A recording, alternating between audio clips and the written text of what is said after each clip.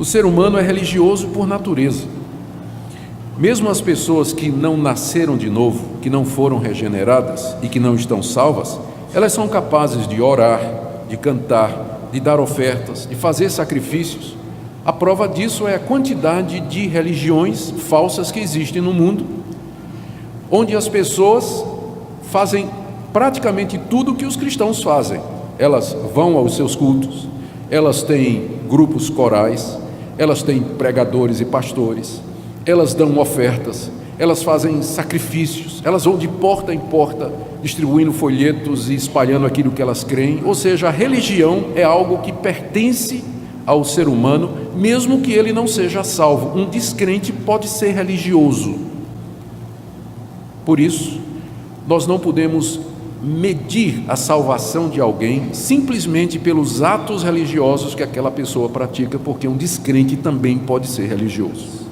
Então falou Jesus às multidões e aos seus discípulos: na cadeira de Moisés se assentaram os escribas e os fariseus. Fazei e guardai, pois, tudo quanto eles vos disserem, porém não os imiteis nas suas obras, porque dizem e não fazem. Um religioso é alguém que se preocupa com a exatidão, a precisão doutrinária, que as coisas corram de acordo com as normas, mas ele, na verdade, não vive aquilo que ele prega, não vive aquilo que ele ensina. Atam fardos pesados e difíceis de carregar e os põem sobre os ombros dos homens, entretanto eles mesmos nem com o dedo querem movê-los. Esse é o segundo aspecto da religiosidade. Ela cria normas, ela cria regras que Deus nunca mandou. Um exemplo óbvio que me vem à mente aqui, por exemplo, aquelas regras do tipo assim: não pode ir ao cinema, não pode cortar cabelo, não pode usar calça comprida, não pode usar barba. Há um legalismo no meio evangélico, em que as pessoas criam normas que Deus nunca mandou, e usam estas normas e põem sobre as pessoas que vivem carregadas debaixo de normas, regras e preceitos humanos que Deus nunca mandou. A religiosidade faz isso em nome de Deus. Praticam, porém, todas as suas obras com o fim de serem vistos dos homens, pois alargam os seus filactérios e alongam as suas franjas. É isso que a religião faz. Ela busca agradar as pessoas, ela busca impressionar as pessoas. Um religioso, nos dias de hoje, é alguém que pratica o cristianismo, alguém que faz as coisas relacionadas com a vida cristã, simplesmente preocupado em aparecer aos homens, em agradar aos homens, em ostentar a sua religiosidade. Não é difícil dar exemplos disso. Amam o primeiro lugar nos banquetes e as primeiras cadeiras nas sinagogas, as saudações nas praças e os serem chamados mestres pelos homens. Vós, porém, não sereis chamados mestres, porque um só é vosso mestre, e vós todos sois irmãos. A ninguém sobre a terra chameis vosso Pai, porque só um é vosso Pai, aquele que está nos céus. Nem sereis chamados guias, porque um só é vosso guia, o Cristo. Mas o maior dentre vós será vosso servo. Quem a si mesmo se exaltar será humilhado, e quem a si mesmo se humilhar será exaltado. O maior dentre vós será vosso servo. Quer ser grande? Sirva. Você quer ser grande? O caminho do cristianismo é o serviço. Na religião, para você ser grande, você busca título, você busca posição, os primeiros lugares e a ostentação. Mas no cristianismo, quem quiser ser grande começa sendo pequeno. Ele vai servir aos irmãos e não ser servido, O que Jesus disse sobre isso no verso 12? Quem a si mesmo se exaltar será humilhado, e quem a si mesmo se humilhar será exaltado. Quem se exalta em nome de Deus nos dias de hoje, no dia do juízo, vai ser humilhado diante dos homens e diante de Deus. A religião busca a exaltação humana.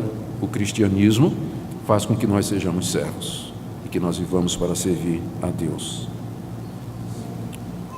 Por que Jesus condenou então essa religiosidade farisaica? Primeiro, porque esse tipo de atitude que Jesus acabou de descrever, ela impede que as pessoas sejam salvas, e não somente isso, impede que outras pessoas sejam salvas, como ele diz aí no verso 13: ai de vós, escribas e fariseus hipócritas, porque fechais o reino dos céus diante dos homens, pois vós não entrais e nem deixais entrar os que estão entrando. Quando nós fazemos esta aplicação para nós hoje, nós percebemos como a religiosidade, ela tem consequências terríveis. Pessoas que são religiosas, mas que não são salvas, elas acabam dando um péssimo exemplo. Elas não entram no reino de Deus e acabam sendo um tropeço para aqueles que querem entrar. Ai de vós, escribas e fariseus hipócritas, porque devorais as casas das viúvas e para justificar fazeis longas orações, por isso sofrereis juízo muito mais severo. Gente, da mesma forma, a religiosidade às vezes é uma capa para pecados mais sérios. Eu já acompanhei casos e conheço casos de gente que estava na igreja, super zeloso, frequentava todas as reuniões de oração, não perdia um culto, tinha várias atividades, exercia ministérios, era oficial da igreja, e de repente se descobre que tudo aquilo era uma capa, que na verdade aquele homem era desonesto, aquele homem era ladrão, casos de imoralidade, de bater na mulher. Mas na igreja ninguém suspeitava. Às vezes a religiosidade é uma capa apenas para esconder pecados graves e terríveis. Por isso Jesus condena a religiosidade, porque o religioso ele fica se justificando, ele se justifica através dessas práticas.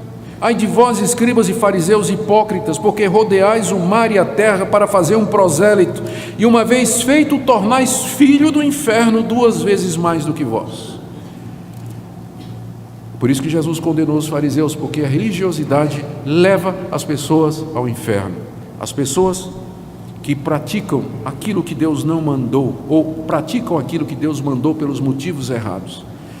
Elas podem parecer religiosas, elas podem enganar o seu coração com atos religiosos e na verdade nunca nasceram de novo, nunca foram regeneradas, não conhecem a graça de Deus, nunca tiveram um encontro verdadeiro com Deus. Por isso que a religiosidade é tão perigosa e perniciosa e conduz para o inferno, porque a pessoa pensa que porque ela é religiosa, porque ela vai à igreja, porque ela dá dízimo, porque ela está no ministério, porque ela é pastor, porque é pregador, ela pensa que aquilo é uma evidência de que ela está salva. Pode não ser. Por isso Jesus adverte: ai de vocês, escribas e fariseus, porque vocês conduzem outras pessoas à condenação. Ai de vós, guias cegos, que dizeis: quem jurar pelo santuário, isso é nada. Mas se alguém jurar pelo ouro do santuário, fica obrigado pelo que jurou. Insensatos e cegos, qual é o maior, o ouro ou o santuário que santifica o ouro?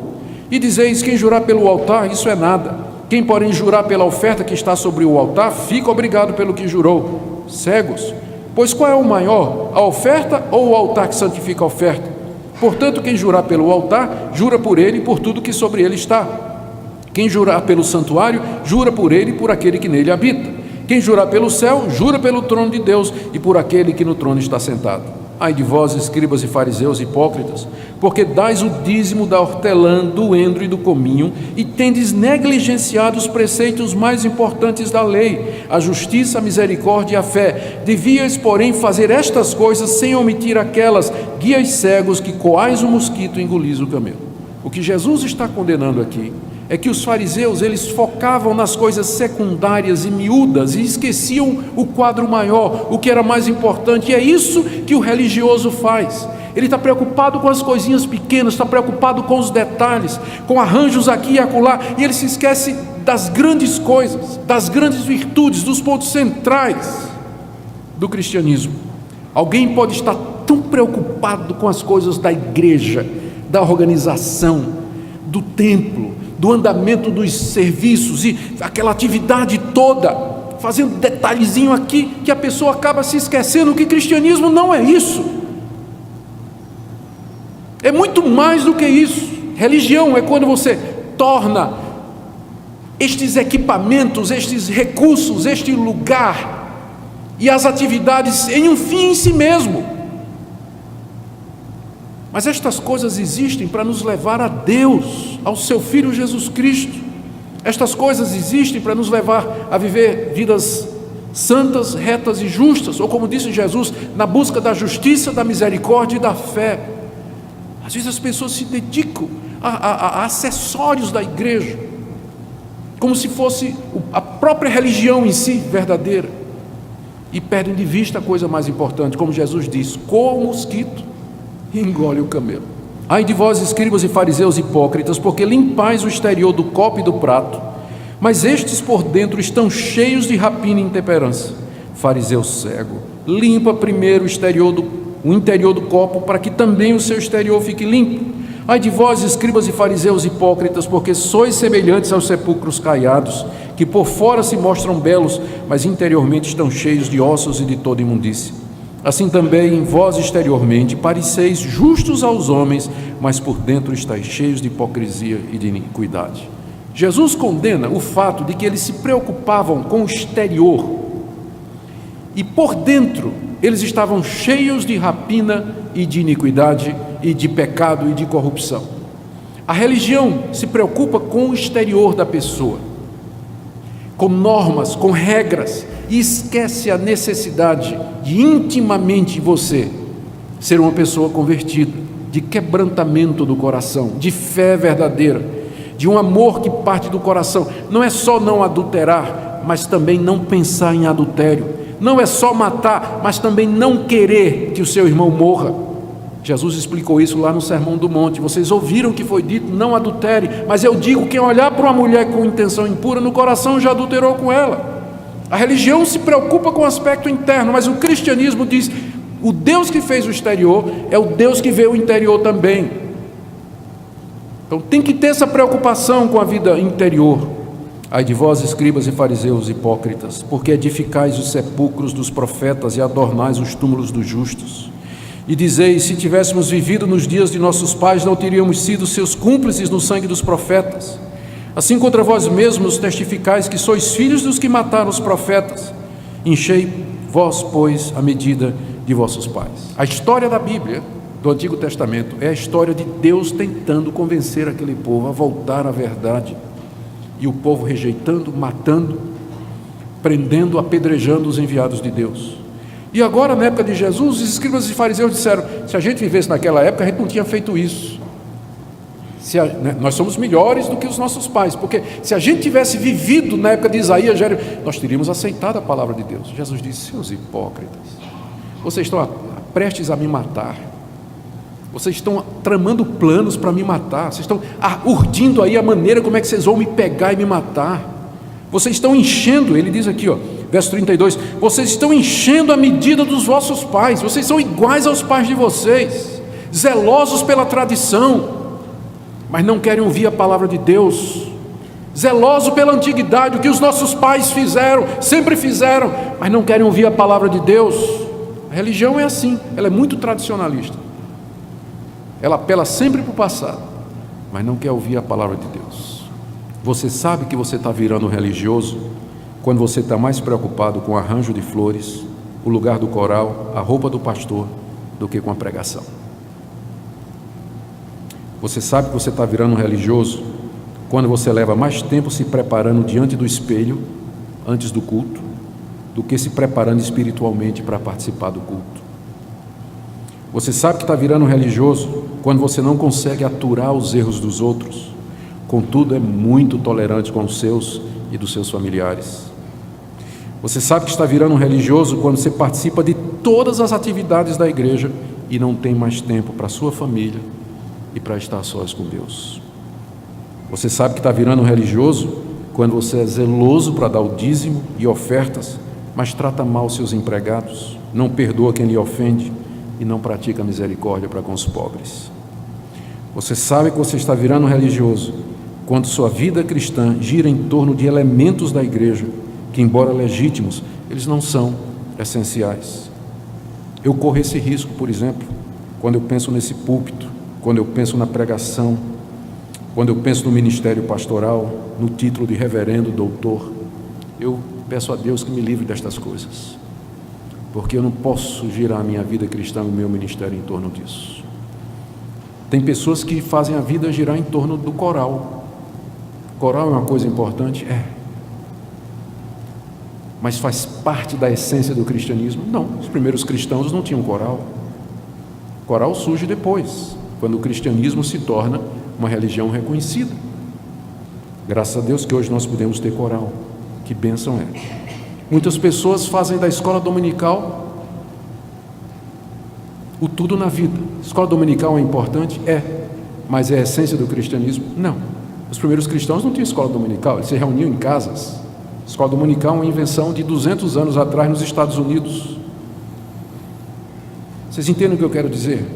Às vezes nós focamos nestas coisas que são acessórias, que são boas, que Deus nos deu para que nós edificássemos a igreja, mas a gente acaba focando nelas como se elas fossem o próprio cristianismo. E aí nós viramos religiosos. A grande pergunta que nós queremos fazer nessa noite é essa: nós somos o povo de Deus hoje. Ele continua nos chamando para debaixo das suas asas. Ele quer ter um relacionamento verdadeiro, íntimo conosco. É isso que é o verdadeiro cristianismo. Mas a pergunta é: nós queremos isso? Porque Israel não queria. Queremos viver para Deus. Queremos deixar a religiosidade, queremos buscar a verdade, queremos ser mudados, queremos ser usados. Essa é a pergunta que Deus nos faz nessa noite. Queremos, desejamos, ansiamos por isso. Se nós não estivermos dispostos, se nós não quisermos, e se nós não nos prontificarmos, as coisas continuarão como sempre foram. E se nós queremos crescer, se nós queremos progredir, se nós queremos servir a Deus mais e melhor, é preciso que nós queiramos nos deixar reunir debaixo dele, das suas asas, numa relação verdadeira, deixando de lado tudo aquilo que ele nunca ordenou, para que nós vivamos sempre para a sua glória. Amém.